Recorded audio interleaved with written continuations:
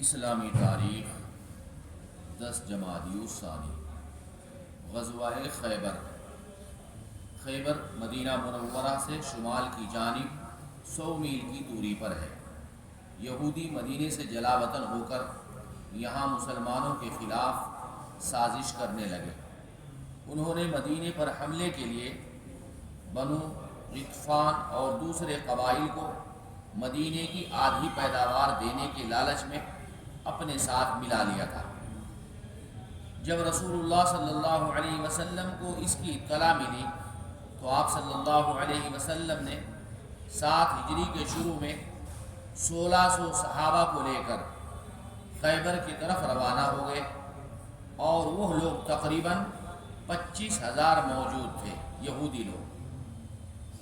3 روز بعد ایک ایسے میدان میں پڑاؤ ڈالا جو خیبر اور غطفان کے درمیان تھا۔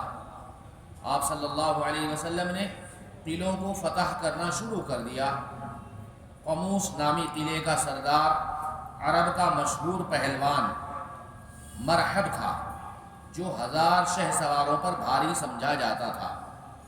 20 دن جنگ جاری رہنے کے بعد جو قلعہ فتح نہیں ہوا تو آپ صلی اللہ علیہ وسلم نے فرمایا، کل میں جھنڈا ایسے شخص کو دوں گا جس کو اللہ اور اس کے رسول محبوب رکھتے ہیں اور جس کے ہاتھ پر فتح ہوگی۔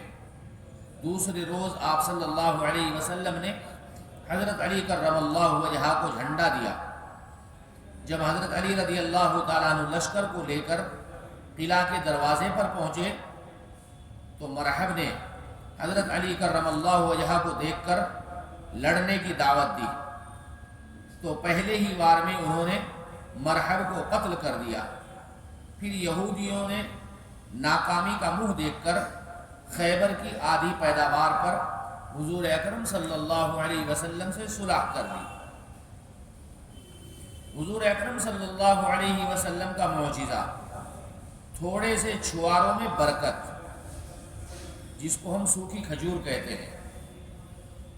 رسول اللہ صلی اللہ علیہ وسلم نے حضرت عمر رضی اللہ تعالیٰ عنہ کو حکم دیا کہ قبیلہ مزینہ کے 400 سواروں کو سفر میں کھانے کے لیے کچھ سامان دے دو۔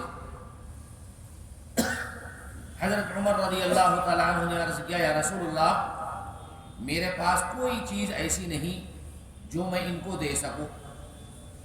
آپ صلی اللہ علیہ وسلم نے فرمایا، جاؤ تو صحیح۔ حضرت عمر رضی اللہ تعالیٰ عنہ ان لوگوں کو اپنے گھر لے گئے۔ گھر پر تھوڑے سے چھوارے رکھے ہوئے تھے، سوکھی کھجوریں، وہ ان لوگوں کے درمیان تقسیم کر دی۔ حضرت نعمان بن مقران رضی اللہ عنہ فرماتے ہیں، تقسیم کے بعد بھی چھوارے جتنے تھے اتنے ہی باقی رہے۔ سوکھی کھجوریں تقسیم بھی کر دی 400 آدمیوں میں، لیکن جتنی تھی اتنی ہی باقی ہے، ان میں کمی نہیں ہوئی۔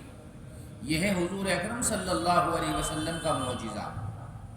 ایک فرض کے بارے میں، پردہ کرنا۔ قرآن میں اللہ تعالیٰ فرماتے، اے عورتوں، تم اپنے گھروں میں ٹھہری رہا کرو اور دور جاہلیت کی طرح سے بے پردہ مت پھرو۔ تمام مسلمان عورتوں کے لیے ضروری ہے کہ جب کسی سخت ضرورت کے تحت گھر سے نکلیں تو اچھی طرح پردے کا اہتمام کرتے ہوئے باہر جائیں، کیونکہ پردہ کرنا تمام عورتوں پر فرض ہے۔ ایک سنت کے بارے میں، صلاۃ التسبیح کی دعا۔ رسول اللہ صلی اللہ علیہ وسلم نے اپنے چچا حضرت عباس رضی اللہ تعالیٰ عنہ کو صلاۃ التسبیح کی تعلیم دیتے ہوئے یہ دعا سکھائی، سبحان اللہ والحمد للہ ولا الہ الا اللہ واللہ اکبر۔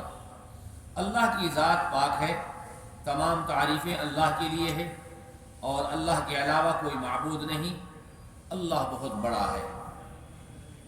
ایک اہم عمل کی فضیلت، صدقے کی فضیلت۔ رسول اللہ صلی اللہ علیہ وسلم نے فرمایا، صدقے سے مال میں کمی نہیں ہوتی۔ عفو درگزر پر اللہ تعالیٰ بندے کی عزت میں اضافہ فرماتے ہیں، یعنی کسی کو معاف کر دینا۔ اور جو شخص اللہ تعالیٰ کے لیے عاجزی اختیار کرتا ہے اللہ تعالیٰ اس کو بلند مقام عطا کرتے ہیں۔ ایک گناہ کے بارے میں ذلیل ترین لوگ، قرآن میں اللہ تعالیٰ فرماتے ہیں جو لوگ اللہ اور اس کے رسول کی مخالفت کرتے ہیں تو یہی لوگ اللہ کے نزدیک بڑے ذلیل لوگوں میں داخل ہیں۔ دنیا کے بارے میں دنیاوی زندگی پر خوش نہ ہونا، قرآن میں اللہ تعالیٰ فرماتے ہیں اللہ تعالیٰ جس کو چاہتے ہیں روزی میں کشادگی دیتے ہیں اور جس کو چاہتے ہیں تنگی کر دیتے ہیں، اور یہ لوگ دنیا کی زندگی پر خوش ہوتے ہیں اور اس کے عیش و عشرت پر اتراتے ہیں، حالانکہ آخرت کے مقابلے میں دنیا کی زندگی تھوڑا سا سامان ہے۔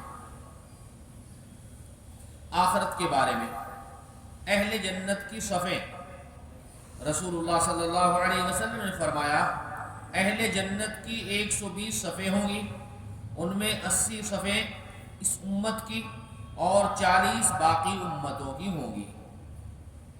طب نبوی سے علاج، بیماری سے متعلق اہم ہدایت، رسول اللہ صلی اللہ علیہ وسلم نے فرمایا جب تمہیں معلوم ہو کہ فلاں جگہ طاعون پھیلا ہوا ہے تو وہاں مت جاؤ، اور جس جگہ پر تم رہ رہے ہو وہاں طاعون ہو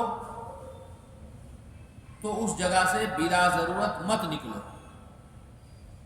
بیماری پھیلی ہوئی تو نہیں جانا، اور اگر وہاں پر ہے بیماری پھیلی ہوئی تو وہاں سے نہیں نکلنا، ضرورت ہے تو نکلو نہیں تو نہیں۔ سبحان اللہ بحمدہ، سبحانک اللہم وبحمدک، ونشہد ان لا الہ الا انت نستغفرک ونتوب الیک۔ سبحان ربک رب العزة عما یصفون وسلام علی المرسلین والحمد للہ۔